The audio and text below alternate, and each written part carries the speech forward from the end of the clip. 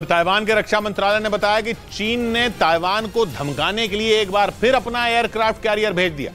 दावा किया गया कि चीन का शेंडोंग एयरक्राफ्ट कैरियर कई युद्धपोतों के काफिले के साथ अचानक ताइवान की सरहद के करीब पहुंच गया, जिसकी वजह से ताइवान की सेना अलर्ट हो गई, क्योंकि दावा किया गया कि चीन का शेंडोंग एयरक्राफ्ट कैरियर ताइवान पर निगरानी करने वाले कई मिशन में हिस्सा ले चुका है। इतना ही नहीं, ये एयरक्राफ्ट कैरियर अप्रैल महीने में ताइवान सीमा के पास हुई एक मिलिट्री ड्रिल में भी शामिल हुआ था। इसीलिए शेंडोंग एयरक्राफ्ट कैरियर को बॉर्डर के करीब देखते ही ताइवान ने समंदर में निगरानी बढ़ा दी। लेकिन ताइवान के रक्षा मंत्रालय ने बताया कि कुछ देर बाद चीन का ये एयरक्राफ्ट कैरियर उन युद्धपोतों के साथ वहां से पीछे हट गया। इस बीच ताइवान को इस बात का डर सता रहा है कि चीन उसके यहां अगले साल जनवरी में होने वाले चुनावों में दखल दे सकता है। न्यूज एजेंसी रॉयटर्स की एक रिपोर्ट के आधार पर ताइवान ने चीन की साजिश के खिलाफ अलर्ट जारी कर दिया, क्योंकि न्यूज एजेंसी रॉयटर्स की रिपोर्ट में इस बात का जिक्र है कि जनवरी 2023 में होने वाले ताइवान चुनाव में चीन दखल दे सकता है।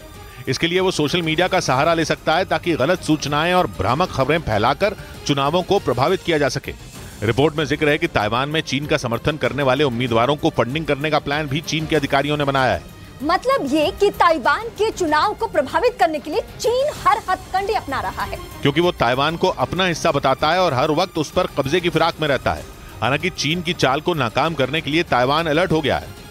इधर दिल्ली यूनिवर्सिटी के आर्यभट्ट कॉलेज में पढ़ने वाले छात्र निखिल चौहान की हत्या के आरोप में पुलिस ने एक और नाबालिग समेत 3 लड़कों को धर दबोचा। 3 दिन पहले 19 साल के निखिल की कॉलेज के बाहर चाकू मारकर बेरहमी से हत्या कर दी गई थी, जिसके बाद दिल्ली पुलिस ने 24 घंटे के अंदर निखिल की हत्या के आरोप में राहुल और हारून नाम के 2 आरोपियों को गिरफ्तार कर लिया था।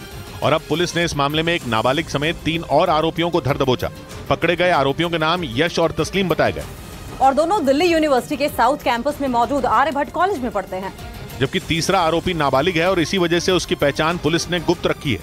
मतलब निखिल हत्याकांड में एक नाबालिग समेत 5 आरोपी पुलिस की गिरफ्त में आ गए हैं। सूत्रों का कहना है कि पुलिस सभी आरोपियों से पूछताछ कर रही है और ये पता लगाने में जुटी है कि निखिल की हत्या मामूली विवाद में हुई थी या फिर उसे मारने के पीछे की वजह कुछ और है।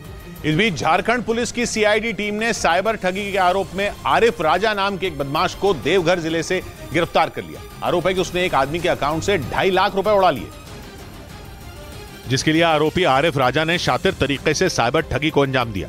पुलिस के मुताबिक पीड़ित ने एयर इंडिया के विमान में टिकट बुक कराई थी, लेकिन बाद में उन्हें यात्रा को लेकर कुछ परेशानी हुई, जिसे दूर करने के लिए उन्होंने इस कंपनी से बात करने की कोशिश की। इसके लिए उन्होंने सर्च इंजन गूगल से एयर इंडिया का कस्टमर केयर नंबर निकाला। उस नंबर पर फोन करने पर दूसरी तरफ से आरिफ राजा ने खुद को इस कंपनी का कर्मचारी बताकर उन्हें एक लिंक भेज दिया, जिसे मोबाइल फोन पर खोलते ही उनके अकाउंट से अचानक 2.5 लाख रुपए निकल गए। ट्विटर पे इन लोगों ने एयर एशिया के नाम से एक फेक आईडी बनाई हुई थी। पुलिस के मुताबिक आरोपी ने इसी तरह पहले भी कई लोगों को लाखों रुपए का चूना लगाया। उधर न्यूज एजेंसी रॉयटर्स की एक रिपोर्ट के मुताबिक रूस में हथियारों के कारखाने में रहस्यमय विस्फोट के बाद भीषण आग लग गई। जानकारी के मुताबिक इस घटना में 5 लोगों की मौत हो गई और कई लोग घायल हो गए। रॉयटर्स के मुताबिक ये विस्फोट रूस के तंबोव शहर में मौजूद हथियारों के एक कारखाने में हुआ। रूस का तंबोव शहर मॉस्को से करीब 450 किलोमीटर की दूरी पर है। इस घटना में यूक्रेन का हाथ होने की आशंका जताई गई, क्योंकि दावा किया गया कि पिछले दिनों यूक्रेन की सेना ड्रोन के जरिए रूस के कई शहरों पर हमले कर चुकी है। लेकिन तंबोव के गवर्नर ने बताया कि हथियार कारखाने में जो विस्फोट हुआ उसका यूक्रेन से कोई लेना देना नहीं है। हालांकि ये विस्फोट किस वजह से हुआ इसकी जांच शुरू कर दी गई।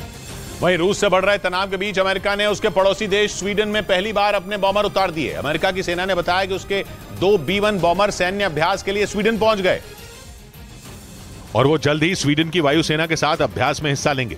पश्चिमी मीडिया के मुताबिक स्वीडन के प्रधानमंत्री ने कुछ दिन पहले ही अमेरिका की अगुवाई वाले सैन्य संगठन नेटो के सैनिकों की मेजबानी करने का ऐलान किया था।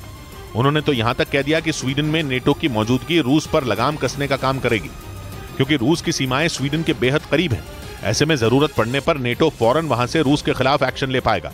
दावा किया गया कि इसीलिए अमेरिका ने स्वीडन में अपने बॉमर भेजकर पुतिन को सीधी चुनौती दे दी। उधर यूक्रेन ने दावा किया कि रूस ने जापोरिजिया न्यूक्लियर पावर प्लांट को बम ब्लास्ट में उड़ाकर पूरे यूरोप को रेडिएशन से मारने की तैयारी कर ली है। यूक्रेन का जापोरिजिया परमाणु प्लांट यूरोप का सबसे बड़ा न्यूक्लियर पावर प्लांट है और पिछले साल जब से रूस ने उस पर कब्जा किया है तभी से वहां परमाणु हादसे की आशंका जताई जा रही है। मगर इस बार तो यूक्रेन के मिलिट्री इंटेलिजेंस चीफ ने दावा कर डाला कि रूस ने परमाणु प्लांट में बारूदी सुरंग बिछा दी है। इसलिए डर जताया जा रहा है कि जापोरिजिया न्यूक्लियर पावर प्लांट किसी भी वक्त जोरदार धमाके में फटकर यूरोप के कोने कोने में बसे लोगों को मौत की नींद सुला सकता है। यूक्रेन की मिलिट्री इंटेलिजेंस के चीफ किरिलो बुदनोव ने बताया कि परमाणु प्लांट के रिएक्टरों को ठंडा रखने के लिए बनाए गए तालाब में ही रूस की सेना ने बारूदी सुरंग बिछा दी।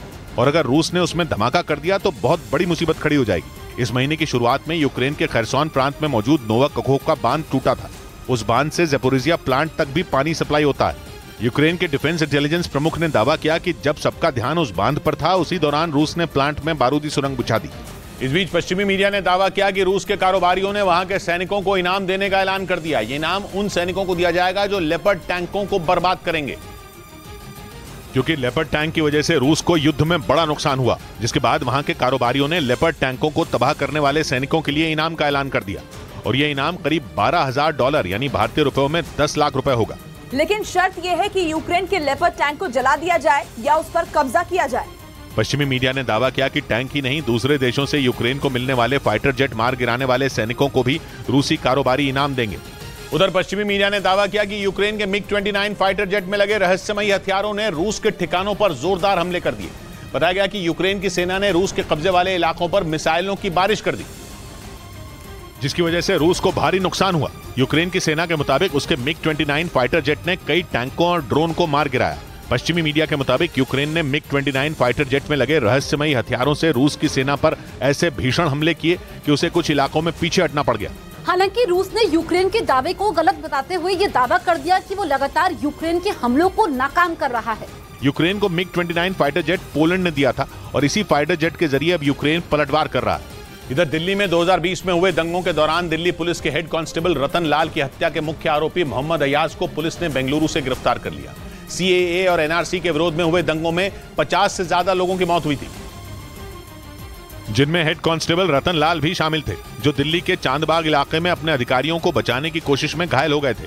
बाद में उनकी मौत हो गई थी और अब दिल्ली पुलिस ने इस हत्याकांड के मुख्य आरोपी मोहम्मद अयाज को बेंगलुरु से गिरफ्तार कर लिया।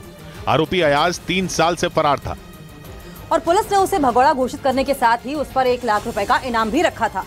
पिछले साल पुलिस ने हेड कांस्टेबल रतन लाल की हत्या के आरोप में दिल्ली के भजनपुरा की रहने वाली एक महिला को नोएडा से पकड़ा था। उस महिला को भी भगोड़ा घोषित किया गया था और उस पर 50,000 का इनाम भी था। उधर राजस्थान के उदयपुर में जगन्नाथ यात्रा के दौरान आग लगने से अफरा तफरी मच गई। ये आग वहां झांकी निकालने के दौरान भड़की, जिसकी चपेट में आकर एक महिला झुलस गई। इस घटना का एक वीडियो भी सामने आया, जिसमें आग के गोल घेरे के बीच फंसे लोग जान बचाने के लिए इधर उधर भागते नजर आए। इस भगदड़ के बीच एक महिला वहां आग में गिर पड़ी। हालांकि पास में ही खड़ा एक आदमी उस महिला को खींचकर आग से दूर ले गया, जिसकी वजह से उसकी जान तो बच गई, लेकिन साड़ी में आग लगने की वजह से वो महिला झुलस गई। वहां मौजूद लोगों ने किसी तरह आग पर काबू पाया और घायल महिला को इलाज के लिए अस्पताल भेज दिया गया। जगन्नाथ यात्रा में झांकी निकालने के दौरान कुछ लोग वहां मुंह से आग निकालने का करतब दिखा रहे थे। बताया गया कि इसी दौरान लापरवाही की वजह से आग भड़क गई। इधर उत्तर प्रदेश के कौशाम्बी में फर्नीचर के एक गोदाम में आग लगने से हड़कंप मच गया। आग की चपेट में आकर गोदाम के बाहर खड़ी कई गाड़ियां जलकर राख हो गई और फर्नीचर गोदाम में लगी आग ने तेजी से फैलते हुए पास की एक इमारत को भी अपनी जद में ले लिया, जिसकी वजह से उस इमारत को भी खाली करना पड़ गया। इस भीषण आग की खबर मिलते ही पूरे इलाके में हड़कंप मच गया। वहां मौजूद लोगों ने दमकल विभाग को आग की सूचना दी, जिसके बाद वहां पहुंचे दमकल कर्मी फौरन आग बुझाने में जुट गए। दमकल कर्मियों ने कई घंटों की कड़ी मशक्कत के बाद आग पर काबू पाया, लेकिन तब तक फर्नीचर गोदाम में रखा लाखों का सामान जलकर राख हो गया। घटना में बाहर खड़ी 3 बाइकों और 2 कार भी जलकर क्षतिग्रस्त हुई हैं। हालांकि गनीमत यह रही कि इस हादसे में कोई भी घायल नहीं हुआ। पुलिस अब यह पता लगाने में जुटी है कि वहां आग कैसे भड़की।